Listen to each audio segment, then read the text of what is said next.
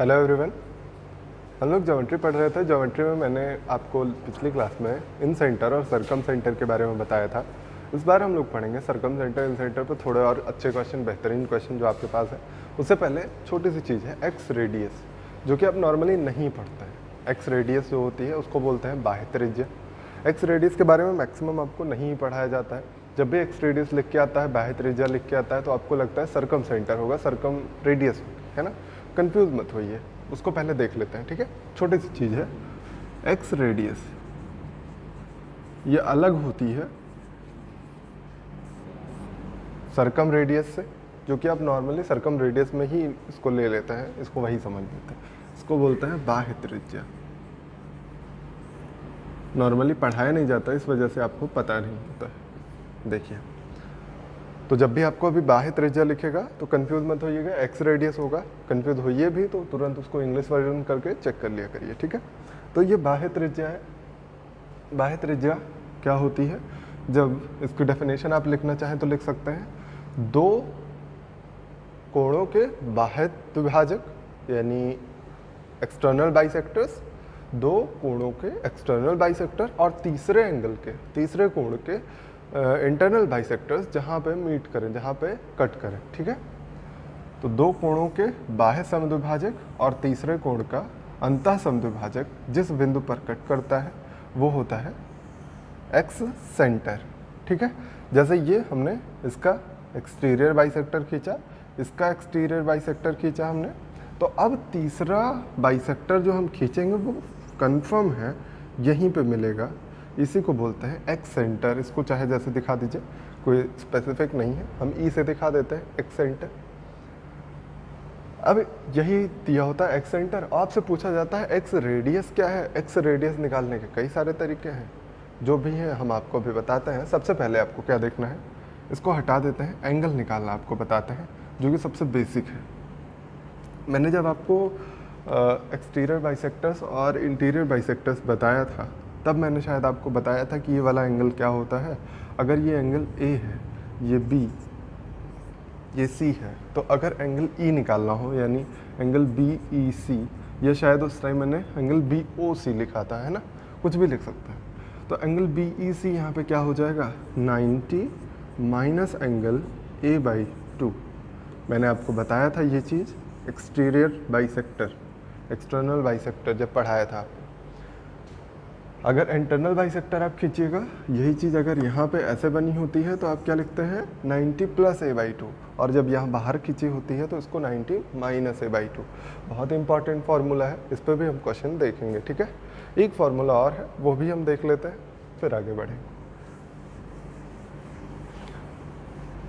इसका दूसरा फार्मूला हम देखते हैं।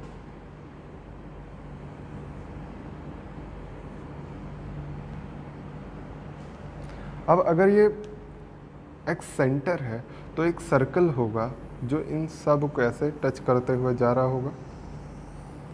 बड़ा सा सर्कल बनेगा ये, और अपने हिसाब से बना लीजिएगा, मैंने आपको बस समझाने भर का बना दिया है। तो ये एक सर्कल रहा होगा। अगर ये सर्कल रहा होगा और यहाँ पे ये लाइन इसको टच करती हुई जा रही है, जिसको बोलते हैं स्पर्शी या टेंजेंट। और टेंजेंट हमेशा परपेंडिकुलर होती है। टेंजेंट पॉइंट जो होता है वहाँ पे वो परपेंडिकुलर होती है रेडियस से। ये जब आप पढ़ेंगे सर्कल के बारे में तो सर्कल में आप देखेंगे, ठीक है। तो ये परपेंडिकुलर यहाँ पे हो जाएगी, और इधर अगर आप मिला दीजिए तो ये भी परपेंडिकुलर हो जाएगी, ठीक है। अब इसी तरह ये इससे टच करती हुई जाएगी, ठीक है।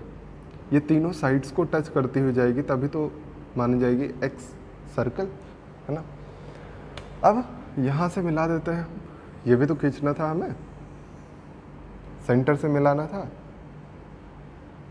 देखिए, ये भी जहाँ पे टच कर रहा है ये भी स्पर्शी है, देखिए ये वाली, तो ये भी हमेशा इस पे परपेंडिकुलर होगी, है ना। अगर इस पे परपेंडिकुलर है तो इधर भी 90 ही बनाएगी, पता ही होगा आपको। इतना आपको फॉर्मेशन करना था, और सारी चीज़ें आपको गिवन ही थी, कुछ भी मैंने नया नहीं बनाया है, केवल आपको 2-3 लाइंस मिला के दिखा दी, ठीक है। अब हम आते हैं, मान लीजिए ये ई है, तो अच्छा ये अगर सेंटर है तो सेंटर से सरकमफेरेंस यानी परिधि पर कोई पॉइंट मिलाइएगा तो उसको क्या बोलेंगे, रेडियस ही तो बोलेंगे। और ये क्या है, एक्स रेडियस। कैपिटल आर ही दिखा रहा है, आर दो ही तरीके से लिखा जा सकता है, स्मॉल और कैपिटल। तो हमने सरकम रेडियस को भी कैपिटल आर से दिखाया था, उसमें कोई दिक्कत नहीं है, आप समझ लीजिएगा बस, ठीक है। तो ये सभी कैपिटल आर होंगे तीनों। अब हम आते हैं, अगर हम निकालना चाहें ट्रायंगल ABC का एरिया, ट्रायंगल ABC का एरिया निकालने का तरीका क्या होगा, हम अपने हिसाब से उसको एडजस्ट करेंगे, है ना। ज़रूरी थोड़ी है कि हम उसी हिसाब से हमेशा लगाएं जिस हिसाब से नॉर्मली लगाते आ रहे हैं। हमें तो एक फार्मूला चाहिए। फार्मूले के लिए हम क्या करते हैं कि त्रिभुज ABC का एरिया निकालने के लिए हम ये भी कह सकते हैं त्रिभुज ABE का एरिया और त्रिभुज ACE का एरिया जोड़ दें और दोनों के एरिया में से त्रिभुज BCE का एरिया घटा दें। मतलब क्या समझ रहे हैं आप, देखिए A B और E यानी ये वाला ट्रायंगल जो दिख रहा है आपको, ये ट्रायंगल का एरिया, फिर ACE यानी इस वाले ट्रायंगल का एरिया। तो ये मिला के ये पूरा एरिया ले लिया आपने। अगर इसी एरिया में से BCE ये इतना एरिया माइनस कर दे तो बचेगा क्या, ABC ही बचेगा। तो आपको ABC निकालना था तो इसलिए आप यहाँ से निकाल लीजिए। ऐसे निकाल सकते हैं, बिल्कुल निकाल सकते हैं। अब आ जाइए ABC का एरिया। ABC का एरिया निकालने का तरीका क्या है, 1/2। देखिए पहले ABE का एरिया हम लिखते हैं 1/2 हाफ हाइट इंटू बेस, मैंने पिछली क्लास में बताया था आपको। अब हाइट और बेस खोज लीजिए, हाइट कितनी है, देखिए ये इतना ट्रायंगल लेना है, इस ट्रायंगल की हाइट ये है कि नहीं, बस यही मैंने पिछली क्लास में शायद आपको समझाया था, बहुत अच्छे से समझाया था कि हाइट ज़रूरी नहीं किसके अंदर ड्रॉप। देखिए इसी पे तो हाइट हो रही है, इसी पॉइंट से देखिए ये ट्रायंगल बन रहा है और इसी पॉइंट से ये हाइट भी ड्रॉप हो रही, उसी लाइन पे ड्रॉप हो रही जो इसका बेस है। तो बेस पर ही तो हाइट है ही, इसका मतलब ये हाइट हो जाएगी, यानी हाइट R हो जाएगी और बेस कितना होगा AB। कोई समस्या नहीं होगी। थोड़ी देर के लिए हम कुछ मान लेते हैं, A के सामने इसको साइड A मान लिया, इसको B मान लिया और इसको C मान लिया, तो लिखना नहीं पड़ेगा उतना ज़्यादा। AB को हम डायरेक्टली लिख देते हैं, AB को हम डायरेक्टली लिख देते हैं C, ठीक है, प्लस 1/2। अगले ट्रायंगल पे आइए ACE ट्रायंगल में देखिए ये हाइट है और ये इतना बेस है, यानी R into B minus half BCE, triangle BCE ये वाला पार्ट है और इसमें हाइट देख रहे हैं आप ये वाली है और बेस पूरा BC है, यानी R और ये है A, ठीक है। अब इधर आ जाइए, इसको और थोड़ा सा सिंप्लीफाई करिए। ये पूरे ट्रायंगल को हम लिख दे रहे हैं इनका एरिया डेल्टा, बार बार ट्रायंगल ABC नहीं लिख रहे हैं हम, इनका एरिया पूरा मान ले रहे हैं डेल्टा है, ठीक है। तो डेल्टा की वैल्यू, डेल की वैल्यू क्या हो जाएगी, 1/2 R कॉमन कर दीजिए, क्या मिल गया आपको यहाँ से, C मिला, B मिला और माइनस के साथ A मिला, है ना। आपको क्या पता है कि A plus B plus C मतलब तीनों भुजाओं के योगफल का आधा होता है क्या, सेमी पैरामीटर, जिसको बोलते हैं आप S, ये पता है आपको। तो यहाँ से आप चाहिए तो वैल्यू रख सकते हैं। अगर इसे में हम A जोड़ दें और A घटा दें, A जोड़ दें और A घटा दें अगर यहाँ से, तो क्या मिल जाएगा आपको, देखिए इसमें पूरे में A जोड़िएगा तो A plus B plus C मिल जाएगा, A घटाइएगा तो -2A मिल जाएगा और A plus B plus C की वैल्यू यहाँ से 2S हो जाएगी। 1/2 R ये हो जाएगा 2S और 2A बच गया है यहाँ पे। अगर 2 यहाँ से कॉमन करिएगा तो मिलेगा आपको R S माइनस A और यहाँ पे इधर क्या है, डेल, डेल्टा बोलते हैं, डेल बोलते हैं इसको। ये होता क्या है, एरिया होता है ना। यहाँ से रेडियस की वैल्यू क्या आ जाएगी, del upon S minus A। यही हम लोग इतनी देर से खोज रहे थे। क्या था कि अगर कभी भी आपको x रेडियस निकालनी हो तो क्या करिएगा, त्रिभुज का एरिया निकाल लीजिएगा, सेमी पेरीमीटर निकाल लीजिएगा और सामने वाली साइड जिसको ये टच कर रहा है, एक्स सर्किल देखिए इसी पे टच कर रहा है, इसी पे बनेगा। अच्छा एक्स सर्किल 3 बन सकता है, आप देख भी सक रहे होंगे कि एक ट्रायंगल में 3 एक्स सर्किल बनाए जा सकते हैं। देखिए हम बना के दिखा देते हैं, समझ में आ गया होगा। ये प्रूफ इसलिए बताया, कभी कभी इस तरह के क्वेश्चन आ जाते हैं जिसमें ये सारे कॉन्सेप्ट लगाने पड़ते हैं। आपको मैंने कुछ क्वेश्चन करवाए भी हैं एरिया वाले, जिसमें आप कॉन्सेप्ट लगाते हैं एरिया वाला, है ना। 2 तरह से एरिया बराबर करके सॉल्व किया जाता है। तो देखिए, अगर आपको एक ट्रायंगल मिल रहा है, इस ट्रायंगल में 3 एक सर्कल बनाए जा सकते हैं, ये आपको पता होना चाहिए। मान लीजिए इधर इसको बढ़ा दें अगर हम, तो यहाँ पे भी एक सर्कल बनेगा, है ना। इसको इधर अगर बढ़ा रहे हैं तो यहाँ पे तो बनेगा ही, अभी बना के दिखाया। अगर इसको इधर बढ़ा दे रहे हैं हम, तो भी तो यहाँ पे एक सर्कल बनना चाहिए।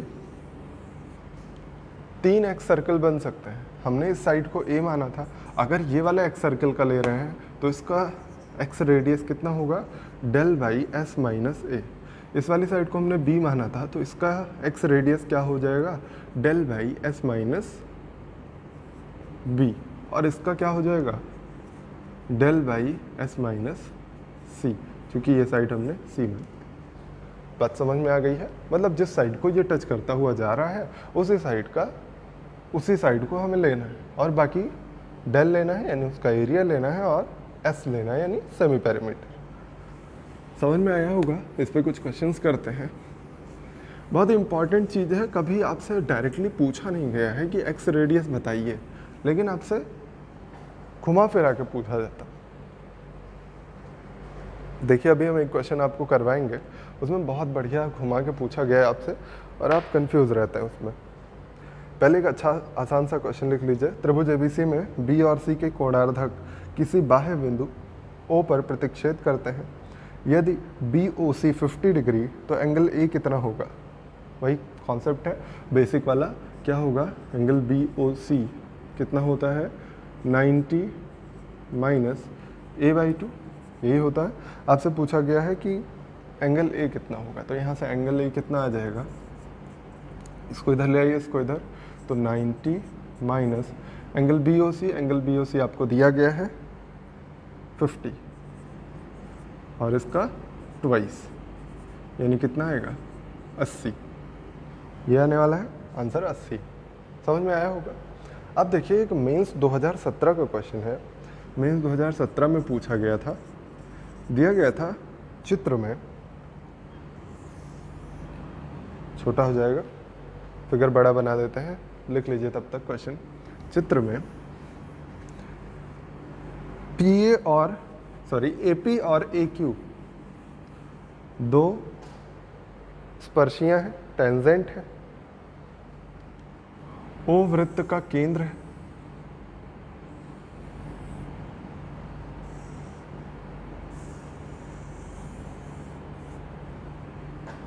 आपको दिया गया है AP और AQ, ये स्पर्शी है, ये अंदर से चली गई है, एडजस्ट कर लीजिएगा। और यहाँ पे दिया गया है B और C। O जो है वृत्त का केंद्र है। आपसे कहा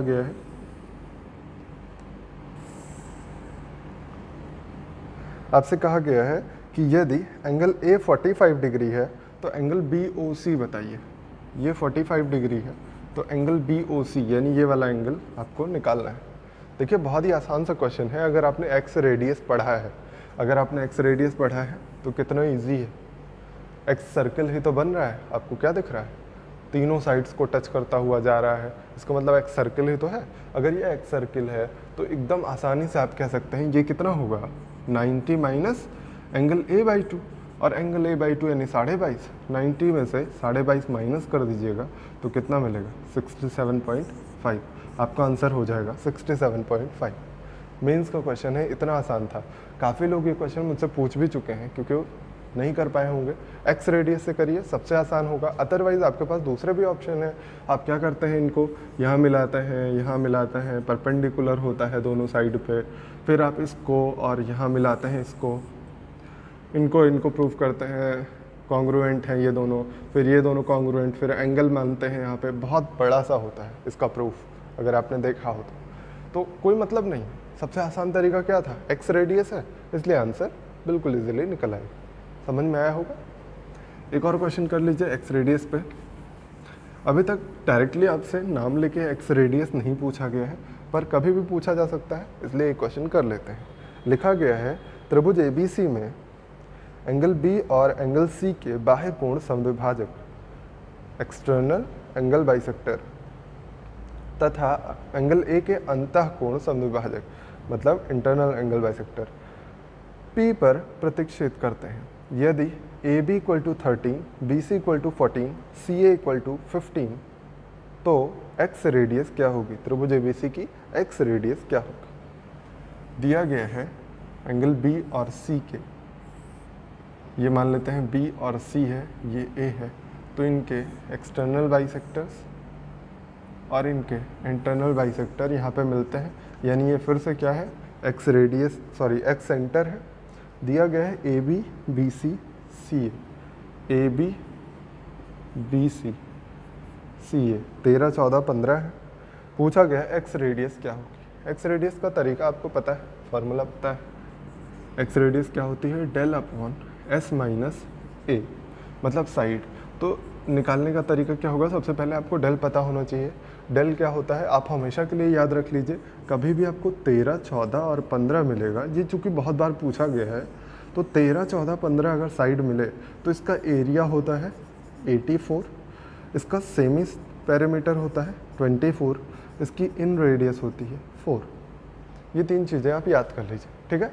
सबसे आसान तरीका है, इसको याद कर लीजिए, क्योंकि इसमें और कोई तरीका लगेगा नहीं, केवल S minus A, S minus B, S minus C Heron's formula लगेगा, ठीक है। तो हीरोन्स फार्मूला लगाने का मतलब है मेहनत का काम है, मेहनत कम करिए इस चीज़ में, जहाँ बच सके वहाँ पे टाइम किल मत करिए। इसमें टाइम किल नहीं होगा अगर आप याद कर लीजिए। 13, 14, 15 चूँकि बहुत बार पूछा जा चुका है, स्टैंडर्ड वैल्यू है, तो इसको आप याद कर लीजिए। इसको याद करने क्या क्या याद करना पड़ेगा? 13, 14, 15 मिले कभी भी 84, 21 और 4 होता है। 84 एरिया, 21 सेमी पेरीमीटर और इन रेडियस 4। समझ में आ गया? अब यहाँ पे वैल्यू रख दीजिए, ये हो जाएगा 84, ये हो जाएगा 21 और ये हो जाएगा A 14, है ना। तो 7 बचे गए हैं, थे 7 से कैंसिल कर दीजिए, 12 आ जाएगा। एक्स रेडियस कितनी आ गई? 12 आ गई। समझ में आया? क्लियर हो गया होगा मेरे ख्याल से। तो इस तरह से एक्स रेडियस आपको समझ में आई होगी। अब आते हैं कुछ और क्वेश्चन जो बच गए थे इन सेंटर और सरकम सेंटर के, उनको कंप्लीट करते हैं, ठीक है। देखिए क्वेश्चन क्या दिया गया था, बहुत एक बढ़िया क्वेश्चन है। पहले बात एक चीज़ और समझ लीजिए इसमें, इस क्वेश्चन के लिए, कि एक ही, ये आपको पढ़ाएंगे जब हम सर्कल पढ़ाएंगे, ठीक है। तो एक ही चाप द्वारा या एक ही जीवा आप कह सकते हैं, एक ही जीवा द्वारा परिधि पर बने कोण हमेशा बराबर होते हैं, या इसी को कहते हैं एक ही चाप द्वारा यानी एक ही आर्क द्वारा परिधि पर बने कोण बराबर होते हैं, ठीक है। ये याद रखिएगा, इस क्वेश्चन में ये यूज़ होगा। जब आपको सर्कल पढ़ाएंगे ये सारी चीज़ें बताएंगे फिर से, लेकिन अभी आपको यूज़ करना है इसलिए आपको बता दिया। क्वेश्चन लिख लीजिए। क्वेश्चन दिया गया है ट्रायंगल ABC में, ट्रायंगल ABC में एंगल AB और एंगल C के कोणार्धक यानी एंगल बाइसेक्टर्स परिवृत्त को क्रमशः X, Y और Z पर मिलते हैं। यदि CZY एंगल CZY दिया गया है 40 डिग्री हो, एंगल A दिया गया है 50 डिग्री हो, तो एंगल BYZ ये पूछा गया आपसे, ठीक। एक सर्कल दिया गया है, बहुत ही बढ़िया क्वेश्चन है अगर आपको समझ में आ जाए तो। फिर दिया गया है एक ट्रायंगल, मतलब अगर ये ट्रायंगल तीनों साइड यहाँ पे टच कर रहे हैं तो इसका मतलब ये क्या है? ट्रायंगल का सरकम सर्कल है, ट्रायंगल है ABC। फिर दिया गया है कि BI मतलब कोणार्धक जो है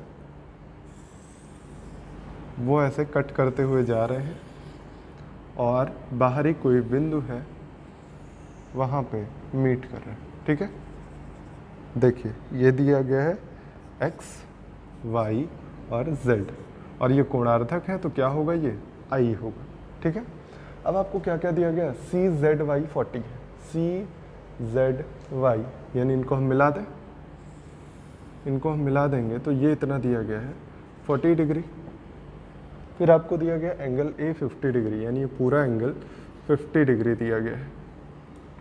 आपसे पूछा गया है बी वाई जेड, तो आप बी वाई जेड यानी ये वाला एंगल पूछा गया है ना।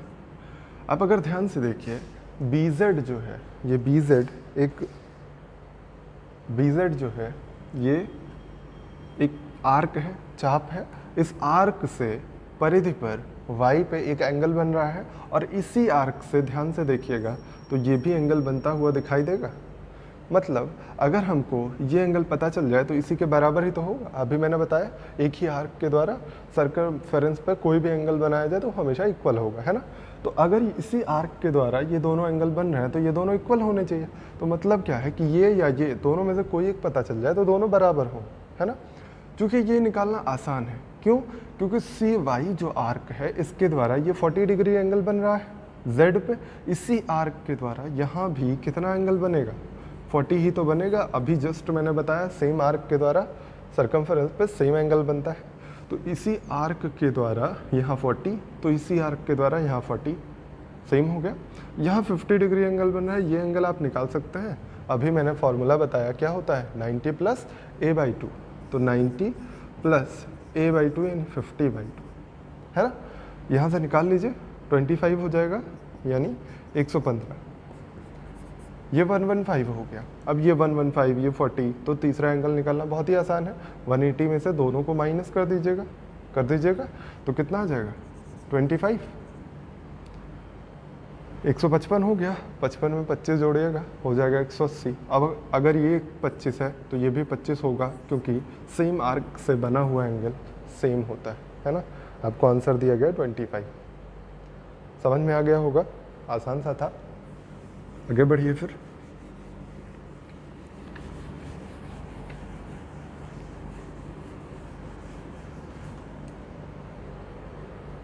देखिए अगला क्वेश्चन दिया गया है बहुत ही बेसिक सा, पर लगा लीजिए। ये भी दिया गया है त्रिभुज एबीसी का परिकेंद्र O है, यदि OBC और OCB के कोण समद्विभाजक P पर मिलते हैं तो BPC की वैल्यू क्या होगी यदि एंगल A 56 डिग्री है। दिया गया है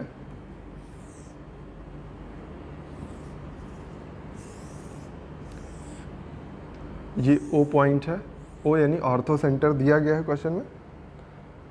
O परिकेंद्र है, सॉरी परिकेंद्र है, सरकम सेंटर है।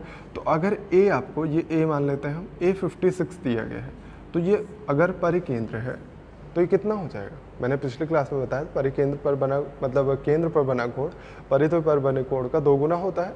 मतलब 56 है तो ये कितना हो जाएगा डबल 112। फिर कहा गया है कि OBC और OCB के अर्धक खींचे जाते हैं। ये दोनों अर्धक खींचा मैंने और ये आके P पर मिलते हैं, तो पूछा गया ये P वाला एंगल बताइए। आपको पता है अर्धक जब खींचे जाएंगे तो ये क्या होगा, इन सेंटर होगा, और इन सेंटर पे बना एंगल क्या होगा 90 प्लस B एंगल a/2 यानी सामने वाले एंगल का आधा, 112 का आधा यानी 56, जोड़ दीजिएगा तो 9 5 14, 146 आना चाहिए आपका आंसर। आंसर भी 146 दिया गया है। आसान सा था ना, नोट कर लीजिएगा। अगले क्वेश्चन पे आते हैं। दिया गया क्वेश्चन बहुत ही बेहतरीन सवाल है, जो आप कहते हैं खूबसूरत। एक अच्छा क्वेश्चन है, देखिएगा। अगर आप थोड़ा सा दिमाग लगा ले जाइएगा, कई बार ये आपको पेपर्स में मिला होगा, ये मेंस में पूछा गया क्वेश्चन है एक्चुअली, तो इसको लिख लीजिएगा। लिखा गया है यदि त्रिभुज ABC में I अंतः केंद्र है, त्रिभुज ABC में I अंतः केंद्र है,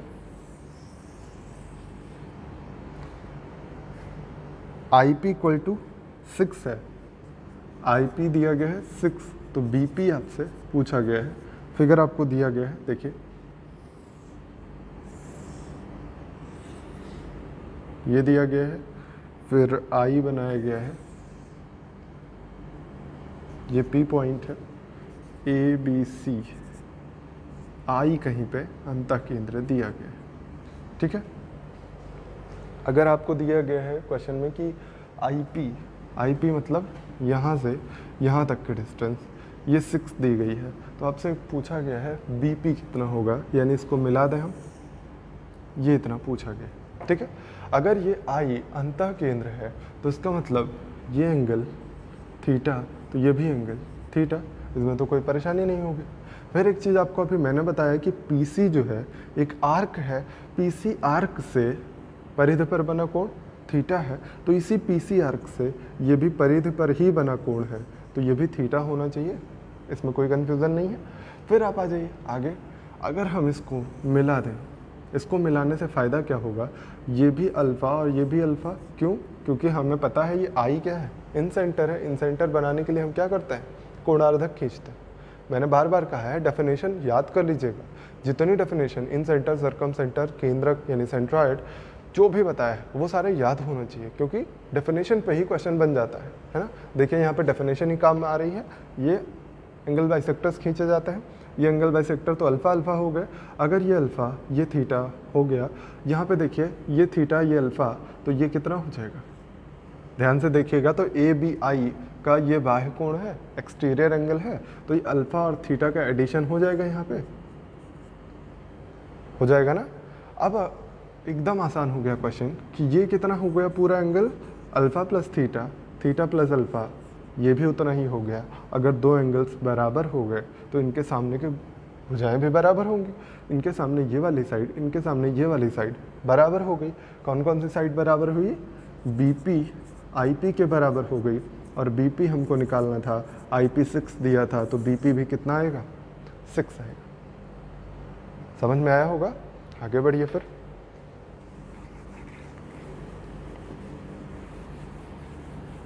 इन सब चीज़ों को आप अपने आप से एक बार लगा लीजिएगा तो आपको बहुत अच्छे से क्लियर हो जाएगा, ठीक है। देखिए अगले क्वेश्चन पे आते हैं, ये भी प्री में, मेरे ख्याल से 2018 प्री का पेपर उठा लीजिएगा तो हर सेट में मिलेगा, 2019 के प्री में भी आया हुआ क्वेश्चन, तो ये प्रैक्टिस कर डालिएगा, ठीक है। अगला क्वेश्चन देखिए, त्रिभुज एबीसी में ओ परिकेंद्र है, एओ को बढ़ाने पर यह परिवृत्त को एम पर मिलता है। इस तरह का बहुत क्वेश्चन दिया गया है, अगर आप ध्यान से देखिएगा प्री का पेपर तो कई सारे क्वेश्चन मिलेंगे आपको।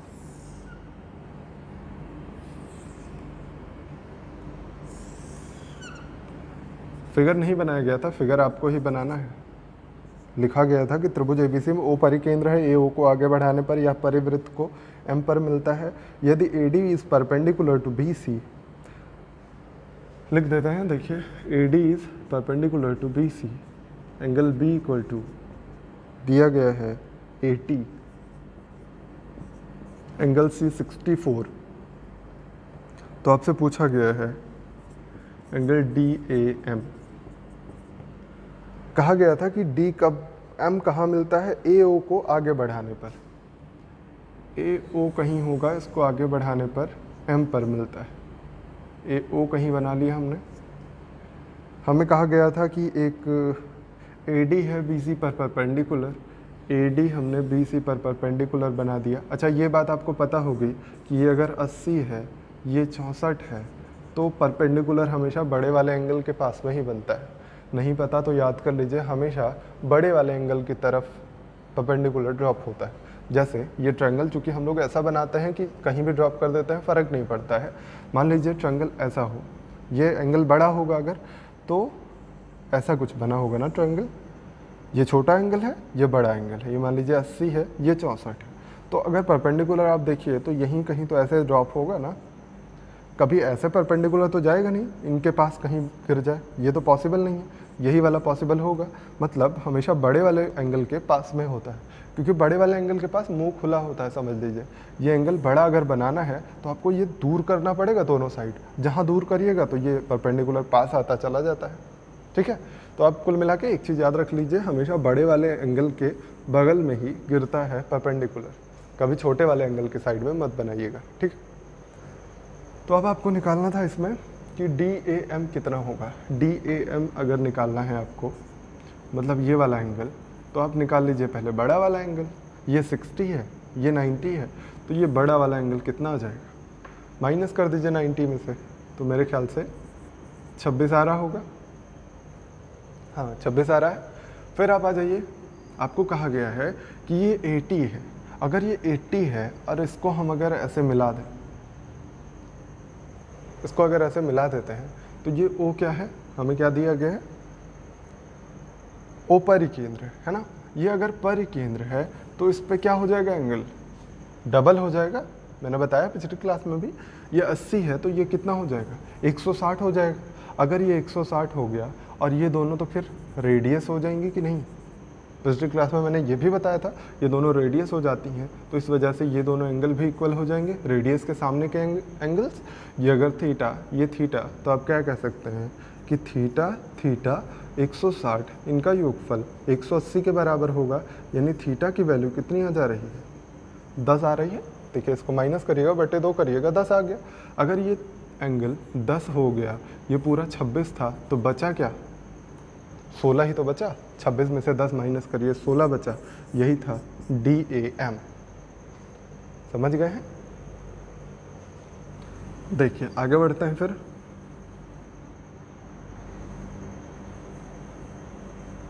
एक दो और बढ़िया से क्वेश्चन है इसी कॉन्सेप्ट पे, उसके बाद हम लोग बढ़ेंगे आगे ऑर्थो सेंटर की तरफ। एक ही सेंटर और बचा है, ऑर्थो सेंटर, उसी को फिनिश करके फिर ट्रायंगल की प्रॉपर्टीज़ की तरफ बढ़ेंगे, जो स्पेसिफिक ट्रायंगल होते हैं, इक्विलैटरल और बाकी आइसोसेलेस वगैरह। देखिए दिया गया है त्रिभुज ABC में, बहुत ही बेहतरीन क्वेश्चन ये भी है, ध्यान से देखिएगा और लिख लीजिएगा। बेहतरीन क्वेश्चन, खूबसूरत क्वेश्चन, क्योंकि ये शायद आपको कंफ्यूज करता है। ये मुझे मिला, किसी बच्चे ने मुझे सेंड किया था, तो क्वेश्चन कर लीजिएगा। लिखिए त्रिभुज PQR में I तथा C क्रमशः अंतः केंद्र और परिकेंद्र हैं। रेखा PI को बढ़ाने पर यह वृत्त को बिंदु D पर काटती है। यदि एंगल QCD x डिग्री है, एंगल PQR y डिग्री है, एंगल QID z डिग्री है, तो आपसे कहा गया था 7x plus 7y upon 2z कितना होगा, यही पूछा गया था आपसे क्वेश्चन में। बहुत ही बढ़िया क्वेश्चन है। आपसे क्या क्या बोला गया है, I और C अंतः केंद्र और परिकेंद्र है। ठीक है, तो हम बना देते हैं I और C अंतः केंद्र और परिकेंद्र। त्रिभुज आपको दिया गया है PQR एक ट्रायंगल दिया गया है, कहा गया I और C अंतः केंद्र। I यहाँ कहीं हम मान लेते हैं, C यहाँ कहीं मान लेते हैं, परिकेंद्र है। ठीक है, PI को बढ़ाने पर वृत्त को D पर मिलता है। ये PI को हमने बढ़ाया, ये वृत्त को D पर मिला। फिर आपसे बस इतना ही दिया गया। फिर कहा गया QCD x है, QCD हम मिला देते हैं। देखिए ये x है, अगर ये x डिग्री है, अगर हम P को थीटा मान, इतना अगर हम थीटा मान लेते हैं, तो ये भी पार्ट थीटा होगा, इसमें कोई कन्फ्यूज़न नहीं होगी, क्योंकि I से पास कर रही है लाइन। I मतलब इन सेंटर मतलब एंगल बाइसेक्टर खींचा गया होगा, ये थीटा हो जाएगा। अब आप ध्यान से देखिए अगर, तो QD एक क्या है, आर्क है। QD आर्क से परिधि पर बना कोण थीटा है, तो QD आर्क से केंद्र पर बना कोण क्या होना चाहिए, 2 थीटा होना चाहिए। यानी x की वैल्यू क्या होना चाहिए, 2 थीटा। एक बात तो क्लियर हो गई, इसमें कोई कन्फ्यूज़न नहीं। अब आ जाइए आगे बढ़ते हैं। PQR आपको दिया गया है y डिग्री, PQR यानी ये पूरा एंगल दिया गया है y डिग्री। और आपको पता है कि अगर हम इसको ऐसे मिला दें, यहाँ पे इसको हम I से अगर मिला देते हैं, तो ये क्या हो जाएगा, एंगल बाइसेक्टर्स हो जाएंगे। मतलब अगर आप ध्यान से देखिए तो ये कितना हो जाएगा, y/2। कोई कन्फ्यूज़न नहीं है, क्योंकि I से हमने मिलाया, ये एंगल बाइसेक्टर हो गया। एंगल बाइसेक्टर हो गया मतलब क्या हो गया, ये y/2 और बचा हुआ एंगल भी y/2 ही होना चाहिए। अगर ये y/2 हो गया, ये थीटा हो गया, तो ये एंगल हमारा कितना होना चाहिए, इसका एक्सटीरियर एंगल कितना हो जाएगा, y/2 और थीटा का एडिशन, है ना। अगर ये थीटा का और y/2 का एडिशन है और हमें तो दिया गया है QID दिया गया है z, यानी इन्हीं की वैल्यू दी गई है z के बराबर दिया गया है। अब यहाँ से हम थीटा की वैल्यू निकाल सकते हैं। थीटा की वैल्यू आ जाएगी x/2, यहाँ थीटा की वैल्यू पुट कर दीजिए, क्या हो जाएगा y/2 प्लस x/2 बराबर z, यानी x प्लस y/2 बराबर z। यहाँ से आप निकाल सकते हैं x प्लस y की वैल्यू 2z। कोई कन्फ्यूज़न? अब आगे बढ़िए, 7y plus 7z, sorry 7x plus 7y में 7 कॉमन करिएगा, क्या मिलेगा x प्लस y की वैल्यू आपने 2z निकाली है, नीचे भी 2z ही दिया गया है, कैंसिल होके आंसर दे देगा 7। नोट करिए फटाक से। एक लास्ट क्वेश्चन और करना है हम लोग को अभी इस इन सेंटर और सरकम सेंटर वाले कॉन्सेप्ट पे, उसके बाद हम लोग बढ़ेंगे आगे की तरफ। समझ में आ रहा होगा ना, नोट कर लिया होगा आपने। चलिए आगे बढ़ते हैं, एक लास्ट क्वेश्चन और नोट कर लीजिएगा इसी कॉन्सेप्ट पे। एक त्रिभुज की तीन भुजाएं समांतर श्रेणी में है तथा इसकी अंतः त्रिज्या 4 सेंटीमीटर है। एक त्रिभुज की 3 भुजाएं समांतर श्रेणी में है तथा इसकी अंतः त्रिज्या 4 सेंटीमीटर है, तो इसके अंतः केंद्र और परिकेंद्र के बीच की दूरी क्या होगी? अब अगर आपको याद हो तो मैंने बताया था अंतः केंद्र और परिकेंद्र के बीच की दूरी का फॉर्मूला क्या होता है, r² - 2rr, बताया था आपको। अब आपको निकालना क्या है, रेडियस, इन रेडियस और सर्कम रेडियस। आपको बता दें पहले ही, अभी मैंने थोड़ी देर पहले बताया, नंबर्स क्या थे 13, 14, 15। अगर आप इनको ध्यान से देखिए तो ये समांतर श्रेणी में है कि नहीं? वैसे तो समांतर श्रेणी में कई होते हैं, 3, 4, 5 भी समांतर श्रेणी में है ना, तो वो भी ले सकते थे आप, लेकिन आपको कंडीशन क्या दी गई है, जिसकी अंतः त्रिज्या 4 है। मैंने अभी थोड़ी देर पहले बताया था कि इसका एरिया क्या होता है 84, इसका सेमी पेरीमीटर 21 और इन रेडियस 4, अभी थोड़ी देर पहले बताया था ना। तो इसकी इन रेडियस क्या होती है 4 होती है, और ये समांतर श्रेणी में भी है। देखिए 13, 1, 14, 14, 1, 15, एक का डिफरेंस है। तो इसका मतलब यही हमें नंबर चाहिए था। अब आप चाहते तो इसको मेहनत करके निकालते, x मानते, x + 1 मानते, x + 2 मानते, ऐसा कुछ मानते, फिर निकालते, बहुत मेहनत लगती। क्वेश्चन में फिलहाल ये भी दिया गया होता है अक्सर कि इनकी साइड्स क्या हैं, अक्सर साइड्स दी गई होती हैं x - 1, x और x + 1 लिखा गया होता है। एक त्रिभुज की 3 भुजाएं x - 1, x + 1 है और इनकी अंतः त्रिज्या 4 है, तो बताइए इनके परिकेंद्र और अंतः केंद्र के बीच की दूरी क्या होगी? फिर आपको मेहनत करनी पड़ती, x + 1, x - 1 लगाना पड़ता, बहुत SS - A, S - B, S - C लगा के फिर सॉल्व करते, मेहनत पड़ जाती। ऐसे याद कर लीजिए 13, 14, 15 अगर होता है तो 4 इन रेडियस होती है। क्वेश्चन में दी गई है 4 इन रेडियस है, इसका मतलब 13, 14, 15 ही लेना है, और ये समांतर श्रेणी में भी है, कोई दिक्कत नहीं है। अब आ जाइए निकाल लेते हैं सर्कम रेडियस। सर्कम रेडियस क्या होती है, ABC/4 डेल्टा, तो 13, 14, 15 बटे 4 डेल्टा यानी 84, ठीक है। 14 × 84 और कुछ कटेगा, 3 दूना 6, 3 × 5 = 15, यानी 65/8, ये हो गया सर्कम रेडियस। और इन रेडियस क्या होती है, डेल्टा/s, डेल्टा क्या होता है 84, s क्या होता है 21, तो 21 चौक 84, दोनों हमें पता चल गई, दोनों की वैल्यू रख दीजिए। d की वैल्यू क्या हो जाएगी, √65/8 का स्क्वायर माइनस 2 65/8 × 4, ठीक है। अब इसको सॉल्व कर लीजिए, 65 दोनों में दिख रहा है, 65 कॉमन कर लीजिए। देखिए हमने क्या कहा 65/8, ऐसे कॉमन कर दीजिए। 65/8 कॉमन करते ही आपको क्या मिल जाएगा, यहाँ पे 65/8 मिल जाएगा, यहाँ पे 8 मिल जाएगा। अब इसको सॉल्व कर दीजिए, 8 × 8 = 64, 1/8 मिलेगा, 1/8 8, यानी ये टोटल कितना बचने वाला है 65 रूट में बचेगा, 8 बाहर आ जाएगा, आंसर आएगा √65/8। समझ में आया होगा, मिटा दें। आगे बढ़िए फिर। अब आते हैं हम एक लास्ट चीज़ जो बची हुई है, ऑर्थो सेंटर।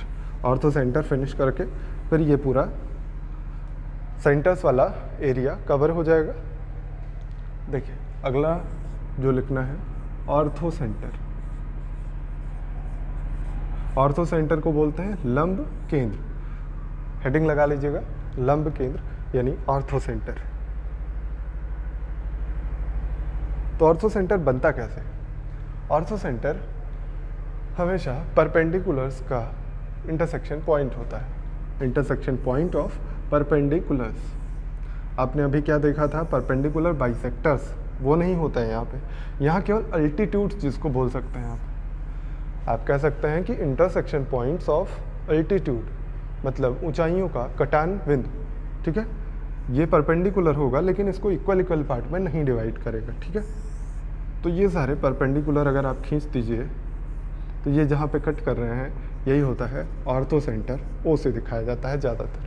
ठीक है, तो अब आ जाइए इस पे थोड़े 2-4 पॉइंट्स लिख लेते हैं। सबसे पहला पॉइंट क्या है कि अगर ये ए है, ये ओ है, ये बी, ये सी है, तो हमेशा ही एंगल ए यानी इसको आप लिखते हैं एंगल बी ए सी और एंगल बी ओ सी, इन दोनों का सम हमेशा 180 अंश होता है। सबसे इम्पॉर्टेंट चीज़ पूरे ऑर्थो सेंटर की, सबसे इम्पॉर्टेंट यही है कि ये वाला एंगल जो यहाँ पे एंगल बनता है, ये वाला और ये वाला एंगल, इन दोनों का सम हमेशा 180 डिग्री होता है।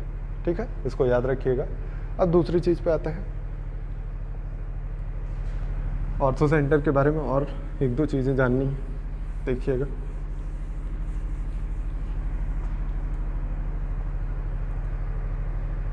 हाइट्स के बारे में हमें अभी देखना है। सबसे पहले देखिए, अगर हम हाइट्स खींच दें, ये h1 मान लीजिए, ये दूसरी है h2, ये तीसरी हाइट h3, ये अल्टीट्यूड्स हमने खींचे हैं। ए बी सी ट्रायंगल है, इसमें अगर ये साइड A मान लेते हैं, ये साइड B मान लेते हैं, ये साइड C मान लेते हैं, तो अगर इसी ट्रायंगल का एरिया निकालना हो हमें, ये सारी हाइट्स, हाइट मतलब यहाँ परपेंडिकुलर होंगे, तो इस ट्रायंगल का एरिया निकालने के कई सारे तरीके हो जाएंगे। फिर तो आपको पता है height into base, half height into base, पूरे एरिया निकाल देता है पूरे ट्रायंगल का। तो तरीका क्या होगा कि 1/2 हाइट कौन सी हो रही, h1 और a, ये भी तो तरीका है ट्रायंगल का एरिया निकालने का। देखिए हाइट और ये बेस। इसी तरह अगर हम चाहें तो हाफ हाइट दूसरी वाली ले लें h2 और बेस दूसरा वाला ले लें, और इसी तरह तीसरा वाला भी निकाल सकते हैं h3 और बेस भी ले लें तीसरा वाला। ये सभी चूँकि एक ही ट्रायंगल का एरिया है तो बराबर होंगे। यहाँ से 1/2 कैंसिल हो गया, केवल क्या बच जाएगा, यहाँ से ए बी सी का रेशियो निकालिएगा तो कितना मिल जाएगा, ये पलट जाता है, पता होगा आपको, रेशियो प्रोपोर्शन में पढ़ा होगा, 1/h2 और 1/h3। या इसी को पलट दीजिए, उल्टा कर दीजिए, तो क्या हो जाएगा, h1 h2 और h3 का रेशियो क्या होता है, सॉरी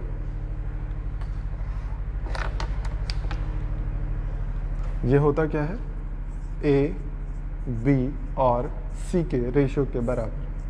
मतलब ये पॉइंट आपको याद रखना है कि कभी भी आपको अगर साइड्स का रेशियो पता हो तो उसका उल्टा कर दीजिएगा तो हाइट का रेशियो आ जाएगा, और हाइट का रेशियो पता हो तो उसका उल्टा कर दीजिएगा, साइड का रेशियो आ जाएगा।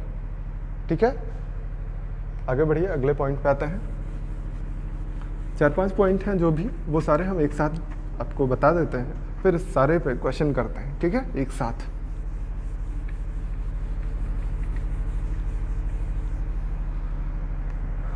देखिए दिया गया है कि इनके साइड्स के बीच रेशियो बताइए। तो इसका पहले हम आपको फॉर्मूले टाइप का प्रूफ करवा देते हैं, उसके बाद आपको इसका क्वेश्चन करवाते हैं। ठीक है, देखिए अगर एक ट्रायंगल दिया गया है ABC, इसमें ये D मान लेते हैं, ये E मान लेते हैं, ये दोनों परपेंडिकुलर्स हैं, मतलब हाइट्स हैं, और ये ऑर्थो सेंटर है जहाँ पे ये कट कर रहा है। अगर आप ध्यान से देखिए, इसको अगर आप थीटा मान लीजिए तो ये 90 है, ये कितना हो जाएगा 90 माइनस थीटा हो जाएगा, ये 90 माइनस थीटा और ये 90, तो ये कितना हो जाएगा थीटा। इतने में कोई दिक्कत नहीं। अगर आप ध्यान से देखिए फिर से, छोटा वाला ट्रायंगल ये, इसमें से निकाल लीजिए साइन थीटा। दोनों ट्रायंगल हमें लेने हैं, ये वाला ट्रायंगल और ये वाला ट्रायंगल।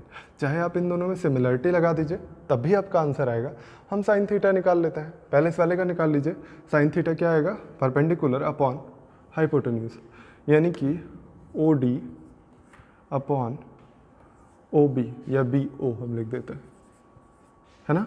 और यही साइन थीटा चूंकि इधर से भी निकाल रहे हैं तो साइन थीटा तो बराबर ही रहेगा।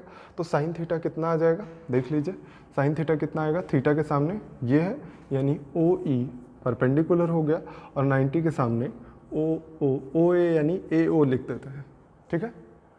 तो अब इसको क्रॉस मल्टीप्लाई करिएगा तो ए ओ और ओ डी का मल्टीप्लिकेशन, ये मल्टीप्लिकेशन है, ए ओ और ओ डी का मल्टीप्लिकेशन किसके बराबर होगा, बी ओ और ओ ई के मल्टीप्लिकेशन के, होगा कि नहीं। इसी तरह से दूसरा वाला ले लीजिएगा, तीसरा वाला भी अगर हम ओपन कर दें मतलब खींच दें, यहाँ से एफ मान लीजिए, हमने सी एफ अगर खींच दिया तो वो भी इसी के बराबर होगा, सी ओ इंटू ओ एफ। ये याद रखिएगा क्योंकि इस पर क्वेश्चन पूछा गया है मेंस में भी, अभी हम वो क्वेश्चन भी करवाएंगे आपको कि मेंस में जो क्वेश्चन पूछा गया था वो क्या था, ठीक है। बस इतनी ही चीज़ें थी मैक्सिमम, मतलब अभी और चीज़ें बची हैं, वो चीज़ें अभी डिस्कस करेंगे। पहले आपको सबसे पहले बताते हैं इस पे क्वेश्चन क्या आया था, वो देखिए। देखिए इसी कॉन्सेप्ट पे पूछा गया एक क्वेश्चन था कि 2018 के मेंस का क्वेश्चन पूछा गया था। त्रिभुज पी क्यू आर में सेम यही क्वेश्चन 2018 के मेंस में पूछा गया था। त्रिभुज पी क्यू आर में पी एक्स और क्यू आई दिया गया है, पी एक्स और क्यू आई और आर जेड अल्टीट्यूड्स मतलब ऊंचाइयां हैं जो ओ पर काटते हैं। यदि पी ओ 6, पी एक्स 8 और ओ क्यू 4 है तो पूछा गया था क्यू वाई की वैल्यू बताइए। 2018 का मेंस का क्वेश्चन कितना आसान सा था, देखिएगा। आपसे कहा गया है पी क्यू आर है एक ट्रायंगल जिसकी ऊंचाइयां हैं P X Q Y R Z, ठीक है। आपसे कहा गया ये ओ पर काटते हैं, पी ओ 6 है, ये ओ पर काटते हैं, ये 6 दिया गया है, पी एक्स दिया गया है 8 तो ये हो जाएगा 2। इसी तरह दिया गया है आपको ओ क्यू 4। आपसे पूछा गया है क्यू वाई निकालने के लिए आपको पता होना चाहिए ओ आई। यहाँ से आपको अभी फार्मूला लिखा है इनका और इनका मल्टीप्लिकेशन, यानी 6 इंटू 2 का मल्टीप्लिकेशन इनके और इनके मल्टीप्लिकेशन के बराबर होता है 4 इंटू ओ आई। यहाँ से ओ आई की वैल्यू 3, ओ आई की वैल्यू अगर 3 आ गई तो कितना हो जाएगा, ये 4 + 3 यानी 7। समझ में आ गया होगा। और क्वेश्चंस देखते हैं अभी हम लोग।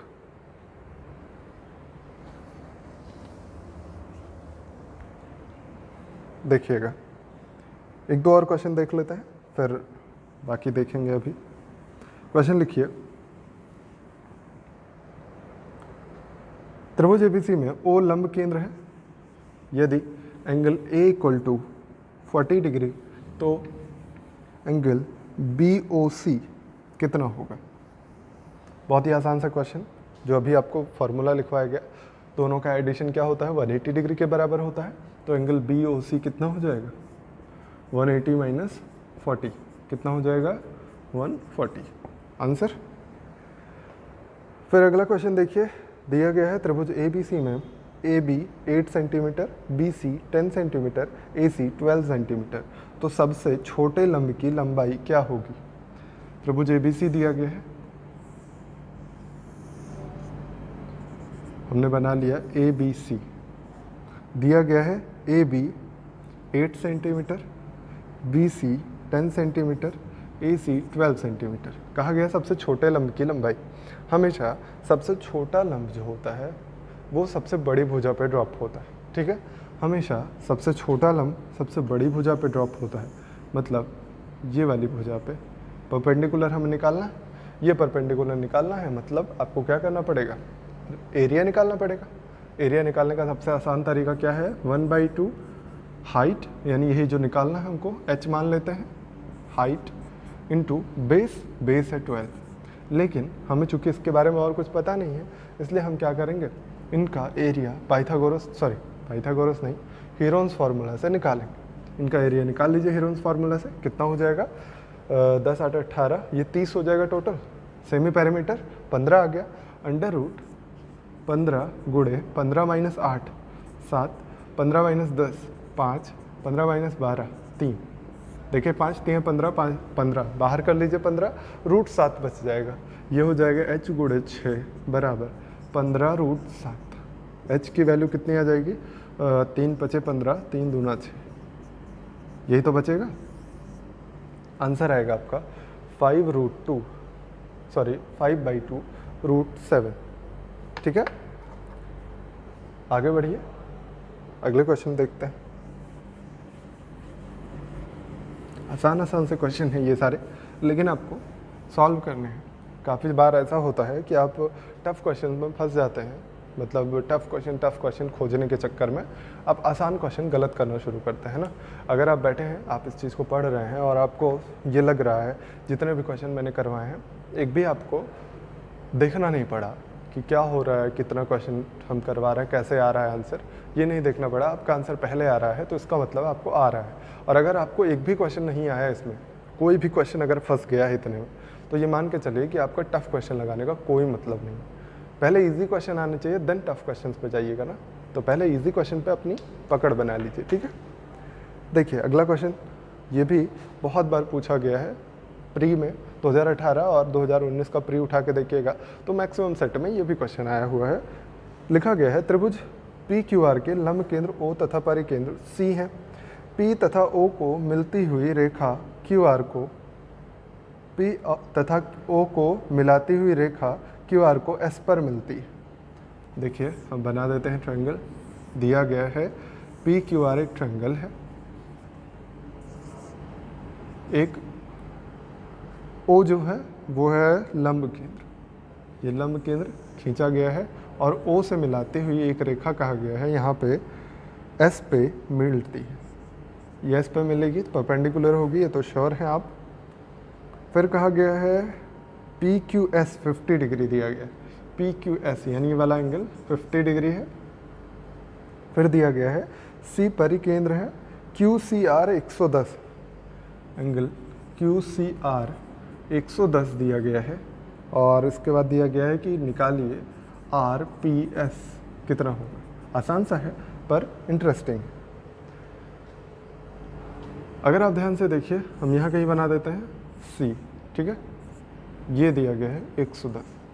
अगर ये 110 दिया गया है, C क्या है, परिकेंद्र है, तो ये पूरा एंगल कितना हो जाएगा, इसका आधा। पता है आपको परिकेंद्र पर बना कोण इसका डबल होता है, यानी ये हो जाएगा 55, आधा। ये 55, ये 50, तो ये तीसरा एंगल कितना बचा, 180 में से माइनस कर दीजिए, कितना बचेगा, 75 बचेगा, 75। ये अगर 75, ये 90, तो जो आपको एंगल निकालना है वो कितना हो जाएगा, 90 75, 180 में से माइनस कर दीजिए, कितना बचेगा, 15, जो कि होगा आपका आंसर। समझ में आया ही होगा। ये बताइए, गर्मी तो बहुत ज़्यादा पड़ रही है बट मज़ा तो आ रही पढ़ने में, इंटरेस्टिंग है। अगर इंटरेस्टिंग ना हो या आपको कोई प्रॉब्लम दिखे या आपको लगे क्वेश्चन अच्छे नहीं हो रहे हैं या जो भी दिक्कत आए वो आप बता सकते हैं, ठीक है। चलिए अगले क्वेश्चन पे आते हैं। बहुत ही इंटरेस्टिंग सा बेहतरीन सवाल, लिख लीजिए। त्रिभुज XYZ में OI तथा C क्रमशः लंब केंद्र, अंतः केंद्र और परिकेंद्र हैं। ऑर्थो सेंटर, इन सेंटर और सरकम सेंटर है OIC, ठीक है। लिखा गया है यदि एंगल XOZ बराबर 2.5 of angle X C Z, तो आपसे पूछा गया है एंगल एक्स आई जेड की वैल्यू क्या होगी, न्यूमेरिकल वैल्यू आनी चाहिए। ठीक है, दिया गया है एक त्रिभुज है, त्रिभुज एक्स वाई जेड। ठीक है, इसमें दिया गया है अंतःकेंद्र, परिकेंद्र और लंब केंद्र, तीनों दिए गए। तीनों बना लेते हैं हम, अंतःकेंद्र, लंब केंद्र और परिकेंद्र। हम ऐसा ही बना लेते हैं, ये O है, ये I है, ये C। ठीक, अब आपसे कहा गया है कि एक्स ओ जेड ये मिलाना है हमें। फिर आपको कहा गया है एक्स सी जेड। अच्छा, पहले एक एक करके हम लिखते चलते हैं। ठीक है, अगर हम मान लें कि ये थीटा है, ये एंगल अगर थीटा है, तो ये आप क्या कहेंगे, ओ पे एंगल जो एक्स ओ जेड बन रहा है एंगल, ये कितना हो जाएगा, 180 होता है ना दोनों का योगफल। अभी मैंने बताया लंब केंद्र क्या होता है, इसका और इसका योगफल 180, यानी 180 में से थीटा माइनस कर दीजिएगा, एक्स ओ जेड आ जाएगा। इसी तरह से अगर सी निकालना चाहें, ये वाला angle, angle X I Z निकालना चाहें तो कितना आएगा, ये सरकम सेंटर है, सरकम सेंटर क्या होता है, इसका डबल होता है यहाँ पे एंगल, यानी ये हो जाएगा 2 थीटा। और इसी तरह हमको निकालना क्या है, एक्स आई जेड, वो लास्ट में निकालते हैं। अभी पहले इन दोनों की वैल्यू इसमें पुट कर दीजिए, जो इक्वेशन आपको दी गई है। एक्स ओ जेड कितना है, 180 minus theta equal to 2.5 of X C Z. X C Z मिला आपको 2 थीटा, मल्टीप्लाई कराइएगा तो ये मिल जाएगा 180 बराबर, थीटा को इधर ले आइए, थीटा ये कितना हो जाएगा 5 थीटा। थीटा की वैल्यू यहाँ से कितना आ जाएगी, 30 डिग्री। अगर थीटा की वैल्यू 30 डिग्री हो गई और आपको क्या पता है एक्स आई जेड ये होता कितना है, एंगल जो एक्स आई जेड होता है वो मैंने अभी आपको बताया है, पिछली क्लास में बताया भी था, लिखवाया भी था कि इन सेंटर जहाँ पे होता है वहाँ पे एंगल क्या बनता है, 90 प्लस एंगल ए बाई 2, यानी ये टॉप वाला एंगल थीटा बाई 2। तो कितना होगा, थीटा बाई 2 15 हो जाएगा। तो कितना हो जाएगा, 9 1 10, 105 आपका आंसर आना चाहिए। देख लीजिएगा आंसर मैच हो रहा है, समझ में आ रहा है ना। तो मुझे लगता है आज के लिए हम इतना ही रखते हैं। अभी थोड़ी सी चीज़ें आपको ऑर्थो सेंटर के बारे में जाननी है, जैसे कि हाइट्स के बारे में भी जानेंगे आगे, और भी थोड़ी 1-2 चीज़ें हैं, वो चीज़ें आगे देखेंगे हम नेक्स्ट क्लास में। अभी के लिए इतना ही रखते हैं। अपना और अपनों का ख्याल रखिए, मेहनत से पढ़ाई करते रहिए, और बस बताइएगा अच्छा लग रहा है क्लास या जो भी दिक्कत है वो सारी शेयर करते रहिए। खूब मेहनत से पढ़िए। Thank you very much.